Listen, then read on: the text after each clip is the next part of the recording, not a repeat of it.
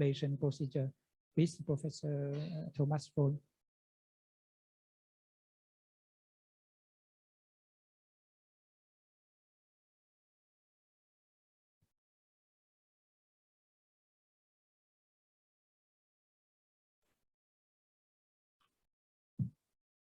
In the following, I will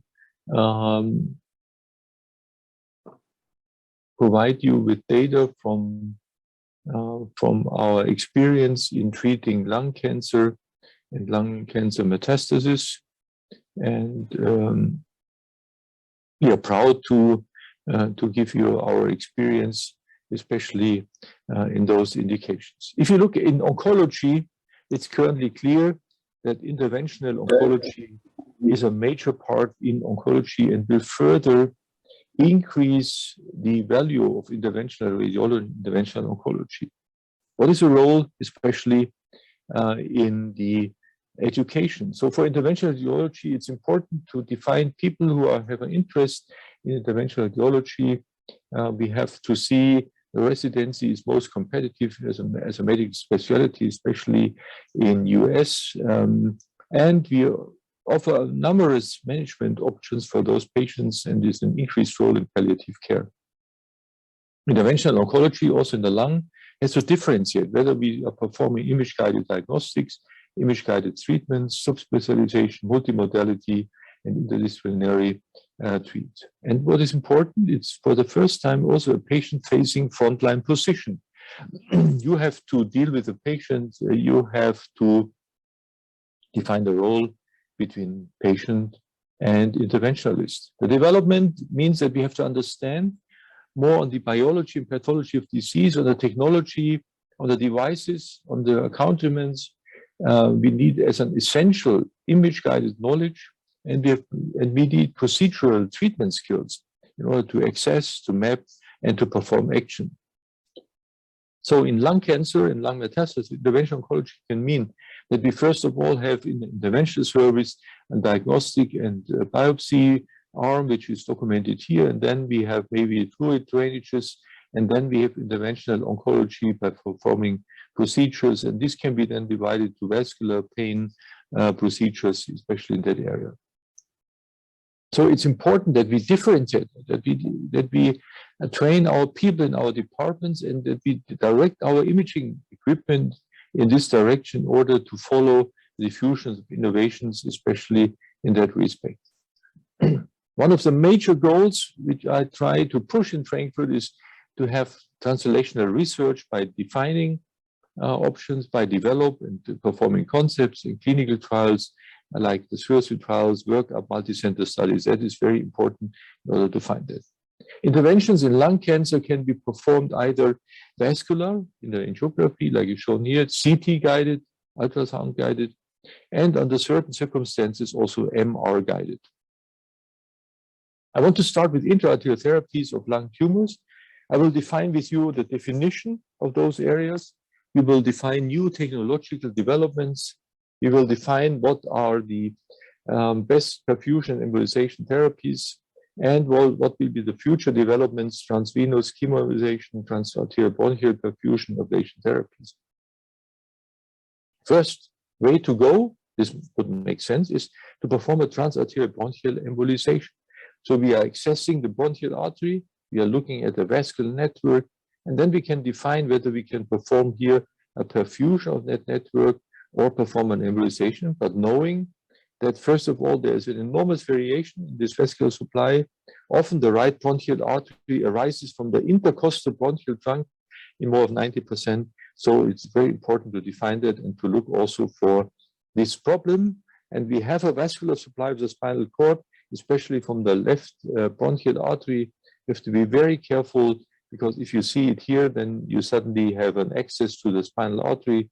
The risk is a spinal cord ischemia resulting in paraplegia, which is a disaster.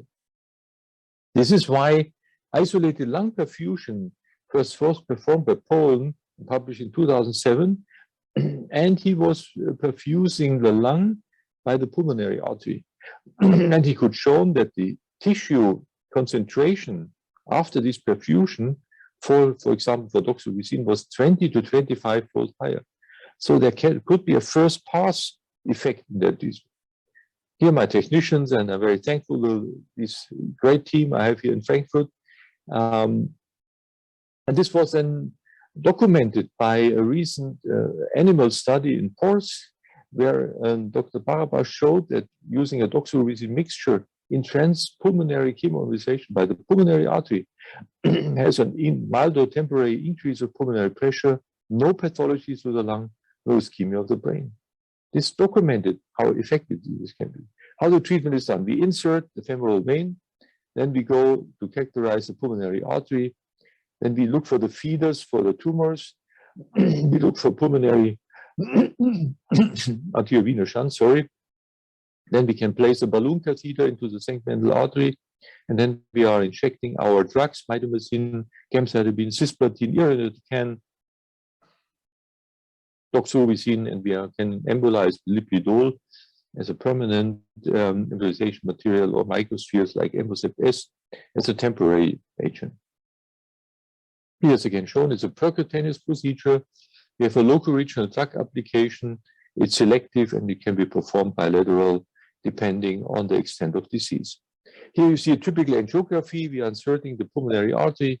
We are injecting the contrast, and we see quite early a transgression of the contrast medium into the venous outflow, which is documented here. And this is important in order in certain tumors to look at it as a shunting, because if you have early shunting, it might be a problem. The drugs, embolization material, whatever, what we are injecting into the pulmonary artery is transgressing into the pulmonary vein and causing us major complications. So the Stark microspheres, which are degradable by alpha amylase, are the solution, because these are hydrolyzed Stark molecules with a diameter of about 50 micromole, and the half-life is at 37 degrees, about 35 minutes. And we have an enzymatic degradation by the amylase. So using that contrast agent, we are quite on the embolization material, we are quite on the safe side in that respect. A recent publication underlined that we have the two possibilities for vascular treatment in lung cancer, bronchial or pulmonary artery. They performed a phase 1 clinical trial, and they could show that, especially in lung metastasis, there was a high rate of tumors fed by the bronchial artery, lower rate with the pulmonary artery, which is documented here. And what they could show is that CT angiography, a CT scan before, is helpful to define anatomy of bronchial, non-bronchial arteries. Bronchial angiography and pulmonary artery are essential. They have been using mitomycin Z-power lipidol as a contrast agent, and it was followed by Embocept S. And the lung chemoembolization was documented here also with ionized oil retention, the technical success rate, and the PET response showed a partial metabolic response in 40%, stable metabolic disease, and the progression only in 10%. So they proved also that here this technique is effective. And interestingly, the blood release of mitomycin after taste was 45%, half-life of 2 minutes, slow release 55%, more than 5 hours. So it shows that this is effective. We can achieve first pass documentation, and here an example of lipidol placed in the pulmonary lung metastasis after the bronchial artery access, very nicely demonstrated. If we go to the second goal we want to have is to destroy the tumor, and this is only possible by ablation. We can do it chemical, we can do it by radiation, ischemic, by thermal techniques like RFA, microwave, laser, or cryotherapy, by reversible electroporation or focused ultrasound. These are different technologies we can use. They are documented here. I think in the lung currently, the major experience is on microwave ablation. How does it work? We have the dielectric heat loss with the different fields, and the heating shows it in the complete penetration depths. We are avoiding tissue carbonization. We have no restriction of the distribution microwave to the tissue, and we have a significantly reduced heat sink effect. I think that's a very important aspect. With a microwave ablation, what we want to achieve is a round lesion. We want to have a rounded lesion with an equal diameter in the transverse and sagittal orientation. We call it the roundness index, and here you see the Mona Lisa in an oval-shaped thermal ablation, and here in a round-shaped. So the roundness index is long to short is 1. This is a measure, this is a goal. We want to achieve precise, predictable ablation zones. That's important. And here, for example, the Amplin technology documented the active part after the ablation, the passive part. This is a tumor, and this is a vessel, for example. So we have to pre-plan this. We need a good field control in order to define that. So we need sufficient ablative margins around the lung lesion, reduced local tumor progression rate, few complications we want. We want to have a high safety to do, and most likely in the lung, a single antenna use. And currently the rule is about 3 centimeters in diameter. That is respectable to do. Here, an example, lung metastasis, a 70-year-old male patient from unilateral lung metastasis. He underwent 3 cycles of chemoembolization, and then he was followed by thermal ablation, and still he is free of disease. You see the CT angiography before the treatment, 1 lesion here, 1 lesion in the middle field, and then after treatment, you see a downsizing of the larger tumor here. And then we see also downsizing of the tumor in the right lateral recess. After thermal ablation, we ablated all 2 lesions. During the procedure, there was a minor pneumothorax, no problem. We are immediately evacuating this, and you see the immediate scarring after the ablation. In the follow-up, it was completely resolved. Another patient, huge recurrence of lung cancer, locally infiltrating, a good indication for performing TACE, injecting via the transpulmonary position catheter into the lower pulmonary artery. We see access the inferior lobar pulmonary artery, and interestingly, if you see then after 4 TACE, tumor significant lower in volume, devascularized, homogeneous, so a good result in that respect. Another example here, after the 5 TACE, positioning of the catheter, quite an easy maneuver. After 6 TACE, we see here a further downsizing of the tumor, and thermal ablation was finally decided in the tumor board. We have been using a Medtronic system here, applying an energy of 10 minutes, and in the follow-up, the tumor was constant and no further metastasis. Another case, dyspnea, loss of weight. The patient detected this parahilar tumor, which is nicely demonstrated in MRI. Patient refused to undergo a systemic treatment or radiation. I biopsied the tumor here, which is demonstrated here. Then we went into the tumor board. As you see, radiology, pneumology, oncology, surgery. And the question was whether to resect, whether to perform external radiation or interventions.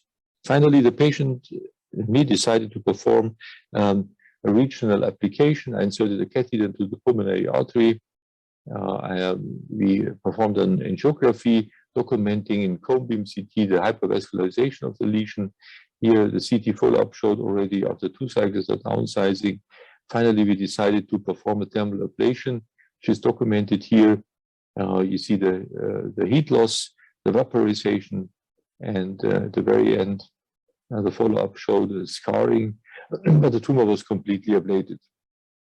In the PET scan, follow-up also 2 years later, there was still always a slight uptake of FDG. However, CT scan and MRI showed that there was no recurrence, and the patient now is a further follow-up now 1 year again later, no recurrence, so a complete ablation. So for the cancer and primary lung cancer, it can be summarized that if we have stage 1, surgical resection is the standard. We can have also, if it's not possible, we can use stereotactic radiotherapy, microwave. And then, of course, if you have central tumors, we have to discuss whether these patients are a good candidate in a second-line treatment or also for the stage 2 lesions, also stereotactic radiotherapy, lobectomy might intention.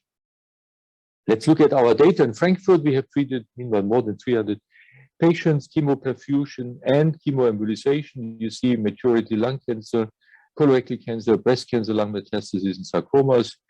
And you see this, the estimated area of survival, best in the colorectal cancer and the very best in the breast cancer, while in the lung cancer and others, the prognosis was much poorer in comparison. Our data published in 2019 showed that this method can be performed with 100% technical success rate, partial response 11%, stable disease 66, and progression only in 21, survival 30 months in neoadjuvant and ablation group. I think this is respectable. And the final slides will show you that even that statistic and artificial intelligence is helping us, because we saw suddenly, okay, here survival is better if we have, of course, a partial response in comparison to stable disease or palliative. Kaplan-Meier showed also that if you have patients with a unilateral disease, survival is much better in comparison to unilateral, to bilateral. And here an example of the ablation in the patient: colorectal lung metastasis, the liver was clear, 3 lung metastases, 1 to the heart, ablation, 1 centrally, difficult to ablate. You see why this lesion is always moving. You hit it like a nut in a champagne glass. And finally, in that result, I managed to address all these tumors. And I've been lucky to control the patients 2 years after these 3 microwave ablations. And we had an R0 ablation. Tumors were completely destroyed. There was no recurrence, and patients were tumor-free. Also, combination is important. You see the lesion itself, performing chemoperfusion, embolization, and finally then ablation. Let's look at the lung tumors till 1918. You see in the therapy sessions, we started with laser, then we went to RFA, and finally now we're doing most of the cases with microwave. And you see in the mean 2 sessions, overall survival 6.8 years. So this is how we go into a tumor board with lung, and we can offer now transpulmonary chemoperfusion embolization. We can offer transvenous access. We can use a transarterial access depending on size and volume. And this is a treatment decision. Patient goes after our imaging, the multidisciplinary board, primary surgery, local regional therapies, chemotherapy, or then also radiation, which can be performed in the other techniques. I'll show another example that also if patients have already a lymph node metastasis near the hilus, we are able to inject drugs there to improve the situation. So there's always a chance. And before and after ablation, you see, and this is the advantage of microwave versus stereotactic radiotherapy. We have only minor scars. We can take during the procedure a biopsy. We can prevent tumor cell seeding documented. And here in comparison, again, we see that the embolization is a little bit better than perfusion because we have a more permanent outflow of the drug into the lesions. In summary, TASTE for lung tumors is feasible, safe, and repeatable. It has some advanced potentials, especially if we are able in modern oncological therapeutic concept to bring the technology to the area that we can perform also neoadjuvant and afterwards the ablation in that respect. The way where to go might be MRI in the lung, not easy. Goes for the future, active research programs, platforms like radiomics helping us to get our data evaluated. And anybody who's interested in research is welcome in my department to perform research here. Open form platforms are documented here. Finally, I thank you for your attention. I wish you a wonderful meeting. Hopefully in the next years we see us in person.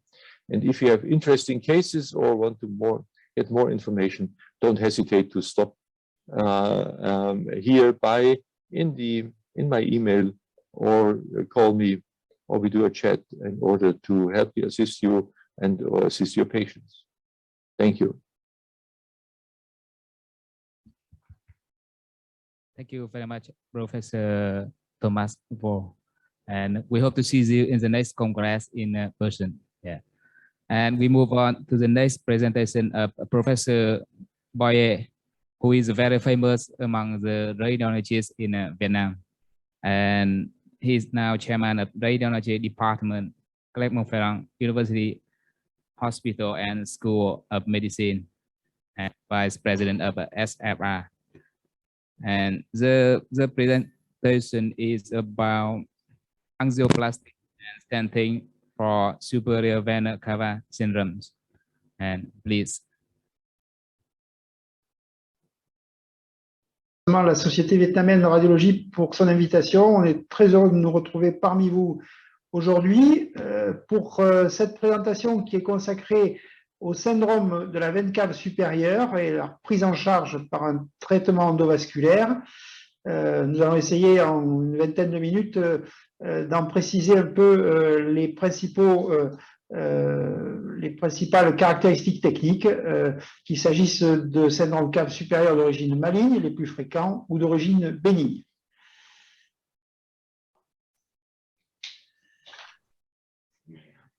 De quoi s'agit-il? Syndrome cave supérieure, deux situations possibles, la survenue brutale des symptômes, qui sont donc un œdème facial et des membres supérieurs, cyanose, dyspnée, turgescence jugulaire, maux de tête, troubles neurologiques et tout, ou bien quand la collatéralité s'est développée progressivement avec le développement progressivement de l'obstacle, la survenue de symptômes beaucoup plus atténués, beaucoup plus limités, si bien que le diagnostic aujourd'hui repose avant tout sur la radiologie et avant tout sur le scanner qui est l'étape cardinale du diagnostic.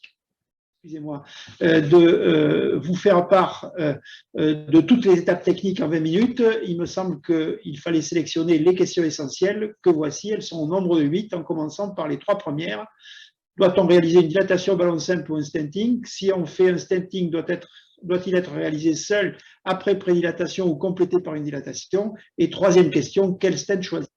Première question donc, ballon simple ou stenting? Eh bien, on a affaire à l'association d'une compression, d'une infiltration, d'une thrombose dans un certain nombre de cas, si bien qu'aujourd'hui, pour la plupart des auteurs, c'est le stenting qui est le traitement de première intention de ces syndromes cave supérieure. Ici, une sténose cave supérieure d'origine néoplasique qui est stentée avec le rétablissement d'une lumière endo-stent de bonne. Autre patient, 61 ans, amaigrissement, dyspnée, syndrome cave supérieure, fibroscopie objective, un carcinome neuroendocrine qui est traité par corticothérapie et héparine, amélioration partielle, amenant à un stenting 2 semaines plus tard. Voilà le scanner réalisé chez ce patient, l'angio correspondante avec une sténose très localisée de la veine cave supérieure qu'on a stenté, puis dilaté à l'intérieur du stent pour aboutir à la restauration d'une lumière correcte avec la crosse de la zygose qu'on opacifie en arrière du stent à travers les mains. Deuxième question, c'est stenting doivent être réalisés isolés ou bien avec un accompagnement par dilatation au ballon. Eh bien aujourd'hui, on considère qu'une prédilatation au ballon a pour avantage de préciser très clairement le site exact de la lésion, de la sténose. Dans ces cas-là, il faut utiliser un ballon de plus petite taille que celui de la veine cave supérieure. En fait, en pratique, cette prédilatation est rare et elle n'est utilisée qu'en cas de difficulté d'enrichissement. Par contre, quand on a stenté, une dilatation complémentaire au ballon est fréquente, notamment après l'utilisation de stents auto-expansibles qu'on va aider à atteindre leur dimension. Le diamètre de ces ballons doit mesurer moins de celui du diamètre du stent choisi. On utilise des ballons à basse pression et il ne faut pas attendre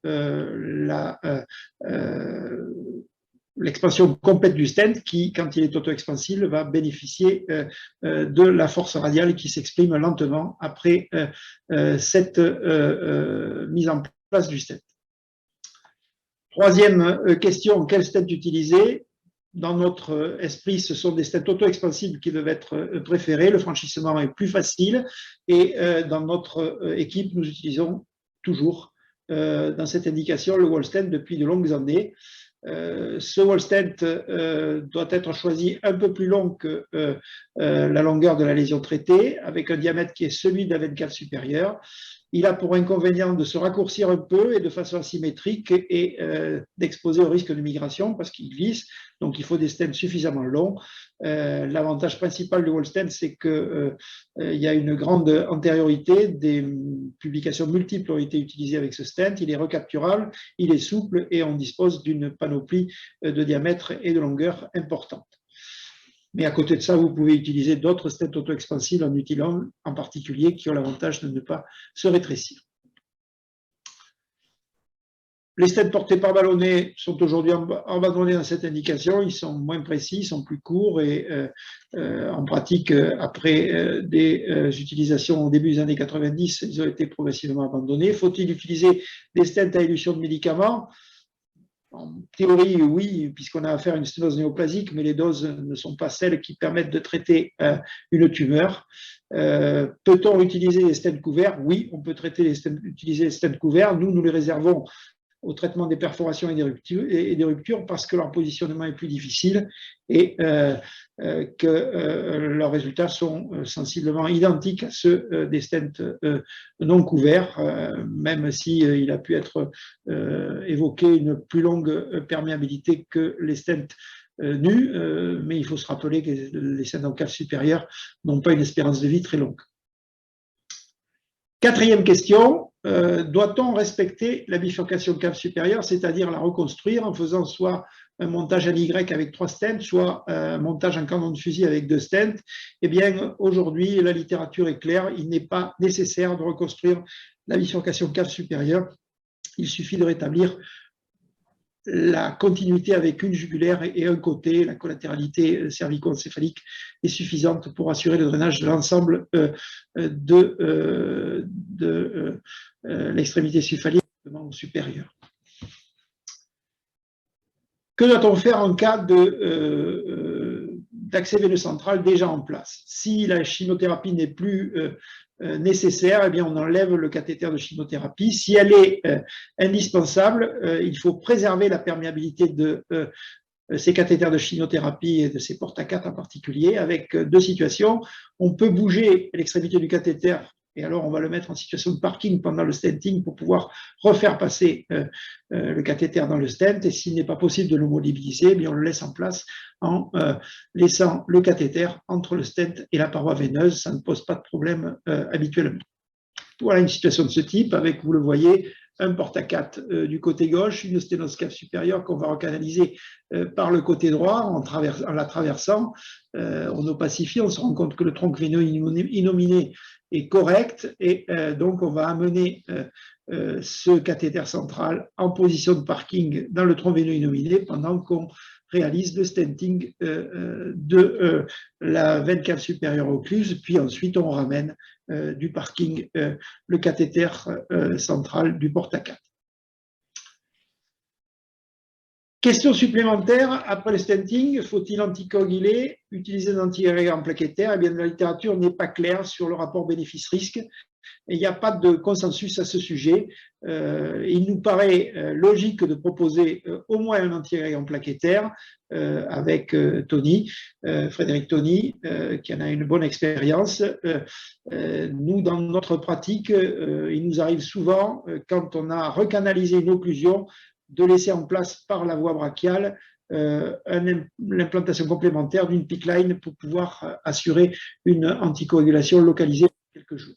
Voilà une situation de ce type avec un malade de 78 ans, un carcinome épidermoïde, un syndrome cave supérieure malin, sténose proximale de la veine cave supérieure très serrée, vous la voyez ici, elle est franchie, stentée, dilatée, et à l'intérieur, on va laisser par la voie droite un PICC line qui va permettre de réaliser une anticoagulation. Ce travail récent a recensé les avantages et les inconvénients de cette anticoagulation. Cette prévention des resténoses et des rethromboses de ces syndromes cave supérieure n'est pas totalement assurée par les anticoagulants. Il nous semble quand même qu'une anticoagulation à dose réduite doit être proposée, même en cas de sténose d'occlusion cave qui ne soit pas thrombotique, qui soit uniquement néoplasique. Comment doit-on assurer le suivi de ces syndromes cave supérieure? Il n'y a pas de recommandation dans la littérature. Dans notre groupe, nous réalisons un scanner à 8 jours pour s'assurer de la bonne perméabilité du stent, de l'état des collatérales, pas d'angiographie systématique si on ne doit pas faire de geste à l'intérieur. Et ensuite, après ce premier scanner à 8 jours, on ne répétera pas de scanner spécifique, mais il va y avoir souvent un suivi oncologique du thorax qui permettra de vérifier l'état de la veine cave. Résultat du stenting cave supérieur en cas d'obstruction néoplasique, les auteurs sont concordants avec un succès technique qui varie de 95 à 100%, mais un taux de complication qui n'est pas nul, près de 6%, 6, 7, 8% en fonction des auteurs. Donc, il faut redouter d'une part les rosténoses qui vont être d'autant plus fréquentes que le suivi est long, ce qui, je le répète, n'est pas toujours le cas en cas de syndrome cave supérieur d'origine néoplasique. Les malades meurent souvent au bout de 6, 12, 18 mois. Par contre, des complications sont possibles en cours de procédure et être connues. Quels sont les facteurs prédictifs de cette perméabilité à distance des stents caves supérieurs? Eh bien, sans surprise, le facteur déterminant de l'échec technique, c'est la thrombose. Quelques thromboses sont difficiles à franchir. Vis-à-vis des complications, le facteur prédictif le plus important est l'utilisation de stents de plus de 16 mm. Il faut donc éviter de les utiliser. Enfin, vis-à-vis des rosténoses, eh bien, les facteurs suivants sont des facteurs exposants à la rosténose: occlusion cave au départ, thrombose cruorique associée à une sténose néoplasique et utilisation du wall stent. C'est des situations pour lesquelles il faudra être attentif. Dans ce travail de phase D, il était indiqué que l'anticoagulation au long cours n'influençait pas les complications des récurrences. Voilà le cas d'un patient de 55 ans avec une tumeur bronchopulmonaire polymétastatique, chez qui le syndrome cave supérieur a été traité par wall stent. Vous voyez que la compression cave est massive, on franchit au guide, on stent et on laisse une perméabilité cave qui était incomplète à ce moment-là, on a redilaté le stent. Et, surtout, un mois plus tard, le malade est revenu avec une réapparition des symptômes qui nous ont fait suspecter une rosténose. En fait, c'était une réocclusion, vous le voyez. On a pu franchir avec un guide, le récupérer au lasso par le bras, ici, puis dilater dans le stent. Le résultat est insuffisant. Aussi, nous avons utilisé un angiojette pour compléter cette recanalisation, thromboaspiration complète, qui permet de rétablir une ligne complète veineuse en étendant le stent en amont et en aval. J'insiste sur l'intérêt de ces angiosettes, ce système de thrombectomie. Il nous semble très utile vis-à-vis de ces syndromes cave supérieurs quand on a affaire à une occlusion complète. Il va permettre de déterger et nous préférons l'utiliser à l'intérieur du stent une fois le stent posé. Je vous ai parlé des complications, elles sont rares, mais enfin, pas si exceptionnelles que ça. Vous voyez que dans la méta-analyse du Beroy, on en relevait près de 6%. Alors, il y a des complications classiques, œdème pulmonaire, embolie pulmonaire, des complications liées au matériel, fracture du stent, malposition, infection, migration du stent. C'est pourquoi nous utilisons des stents plutôt longs. Des complications hémorragiques aussi, au point de ponction, hémoptysie, et surtout une complication qu'il faut redouter, qui est la tamponnade. Cette tamponnade, elle peut être liée à une rupture de la veine cave supérieure, en particulier quand on utilise des stents volumineux de plus de 16 mm, et elle peut être aussi liée à une dissection et une perforation de la veine cave dans son trajet intra-péricardique. Voilà une patiente qu'on a traitée par un stent de 14 mm de diamètre et 5 cm de long. On a redilaté à l'intérieur à basse pression. Vous voyez, le résultat était correct, sténose serrée, stenting, et puis sur l'imagerie de contrôle, la malade est immédiatement en détresse respiratoire, sans douleur, sans désaturation. Quand on analyse correctement l'image, on se rend compte qu'ici, il y a une fuite de contraste qui correspond à une extravasation du péricarde. Alors, on a quand même fait systématiquement une angiopulmonaire pour vérifier qu'il n'y avait pas d'embolie pulmonaire massive. Il n'y en a pas. Le poumon est mal perfusé, mais c'est lié à la tumeur. Par contre, il y a sur l'écho faite sur table un hémopéricarde qu'on a drainé immédiatement et qui a permis de restaurer correctement les symptômes. Après ces sténoses caves d'origine maligne, quelques mots des sténoses bénignes qui sont moins fréquentes, mais dont la croissance en fréquence augmente quand même dans notre pratique. Il peut s'agir de fibrose médiastinale liée à un phénomène primitif ou secondaire à une radiothérapie. Il peut s'agir de sténose en aval de chaîne de dialyse ou compliquant un cathéter veineux central. Enfin, il y a un cas particulier qui est celui des cardiopathies congénitales, on verra pour finir. Quelle attitude générale adopter vis-à-vis de ces sténoses bénignes? Eh bien, il nous semble qu'ici, on a affaire à un endothélium qui est relativement lisse, respecté, et qu'on risque d'avoir, plus que dans le cas précédent, une migration du stent. C'est pourquoi nous préférons réaliser une dilatation au ballon d'abord pour bien situer la lésion, et cette dilatation peut suffire ou être complétée ensuite par un stent.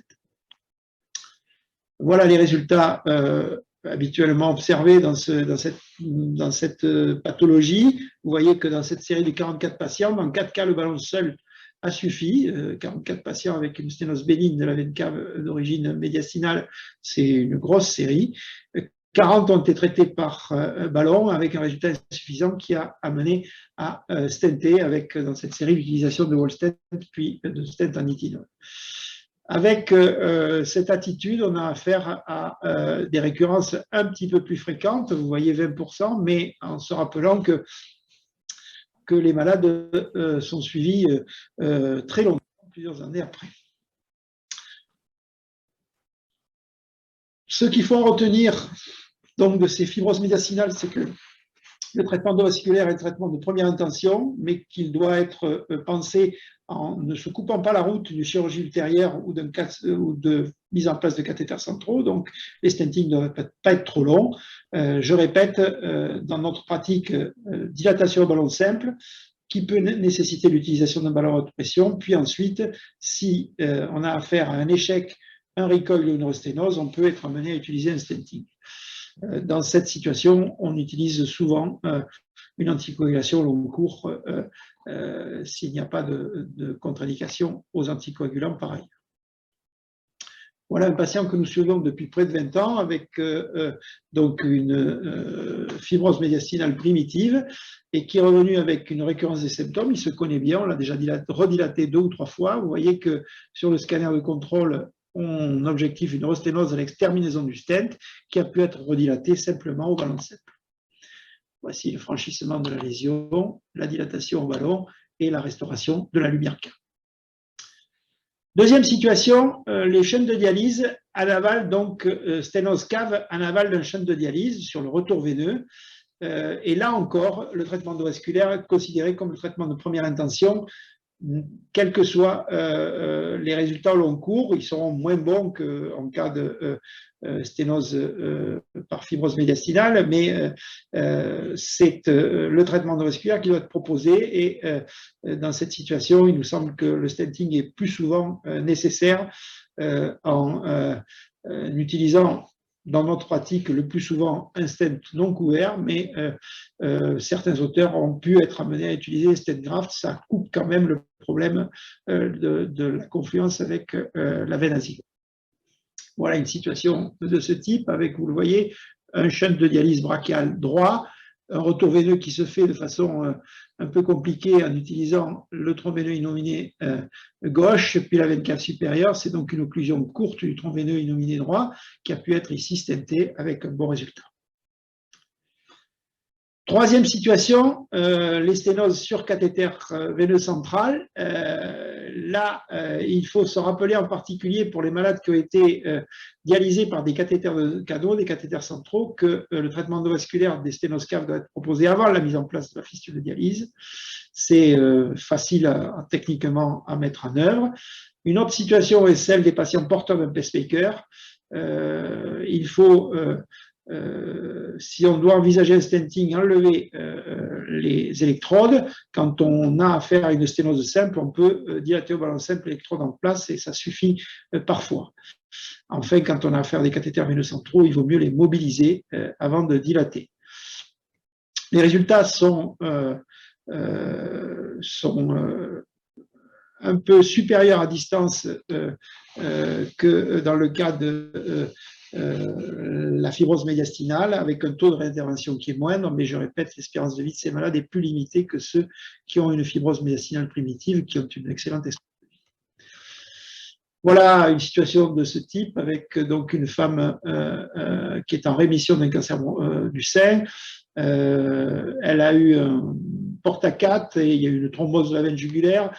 Là, on voit une sténose qui est liée manifestement à l'accès vénère central antérieur. On l'a prédilatée au ballon simple et on s'en est tenu à cette dilatation au ballon. Le résultat nous paraissait suffisant.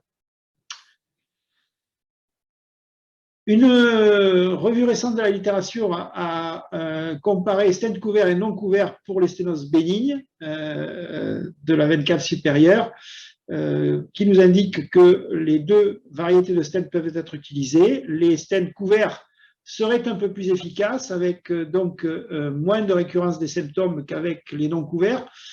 Il faut se poser la question quand même de la possibilité de redilater à l'intérieur du stent. Bon, à l'intérieur d'un stent non couvert, c'est possible, il y a moins souvent de resténose, mais dans notre pratique, dans notre clinique quotidienne, nous continuons à utiliser des stents non couverts dans cette situation, même si il est prouvé aujourd'hui que les stents couverts ont un intérêt. Reste-t-il une place pour la chirurgie, pour la prise en charge de ces sténoses caves supérieures d'origine bénigne en particulier? Eh bien, oui, cette chirurgie doit être proposée en cas d'échec du traitement endovasculaire quand il n'a pas pu être réalisé. Et ces auteurs nous précisent qu'il faut réaliser des reconstructions courtes pour des segments occlus de dimension limitée en utilisant soit des veines, soit du PTFE, mais en évitant les pontages trop longs. Dernière situation très particulière qui correspond à des jeunes patients qui ont bénéficié d'une chirurgie cardiaque pédiatrique, jeunes ou moins jeunes quand ils vieillissent. Cette indication est moins fréquente et vous voyez que cet auteur a pu réunir une série très impressionnante de 637 patients présentant une sténose cave supérieure sur près de 140 000 patients traités en chirurgie cardiaque pédiatrique. Dans cette situation, eh bien, comme tout à l'heure pour les sténoses bénignes médiastinales, eh bien, 1 sur 2 a été stenté par rapport à une dilatation au ballon simple. Ce stenting serait quand le stenting est réalisé, eh bien, il y aurait un peu moins de réintervention qu'en cas de dilatation au ballon simple, mais ces réinterventions après ballon simple surviennent dans les 6 mois qui suivent le geste. S'il n'y en a pas eu dans les 6 premiers mois, il n'y en aura pas plus qu'après le stenting. Donc, là encore, on propose de faire une prédilatation au ballon. On regarde quel est le résultat. Si ça ne suffit pas, on implantera un stent. Voilà, j'en ai terminé. Mes messages principaux sont les suivants.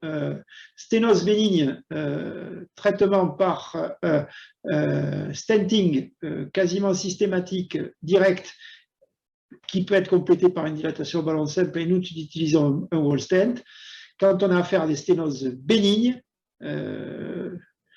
les sténoses malignes étaient plus fréquentes, je répète, mais les sténoses bénignes qui sont plus rares, il faut essayer d'éviter le stenting systématique qui doit être utilisé simplement après un échec, un recoil ou une resténose, en se rappelant que dans le cas de ces sténoses bénignes, on aura l'impression que le traitement endovasculaire a des résultats moins bons à distance, mais c'est parce que les malades sont suivis beaucoup plus longtemps. Je vous recommande, bien sûr, évidemment, de maintenir le capital veineux de ces malades pour lesquels il doit pouvoir être possible de mettre en place un jour un porte-à-4 pour une pathologie tumorale ou une fistule de dialyse. Je vous remercie de votre attention. Je vous remercie de votre attention et je suis bien sûr disponible pour vos questions maintenant en vidéo directe. Merci beaucoup, professeur Louis Boyer. Veuillez rester avec nous jusqu'à la fin pour les questions. And Professor Thomas also, please stay with us just to the end of the section, and we will have a Q&A at the end. And for the next presentation, we move to the presentation of Professor Pascal Chapro. Please, Professor Pascal Champeau.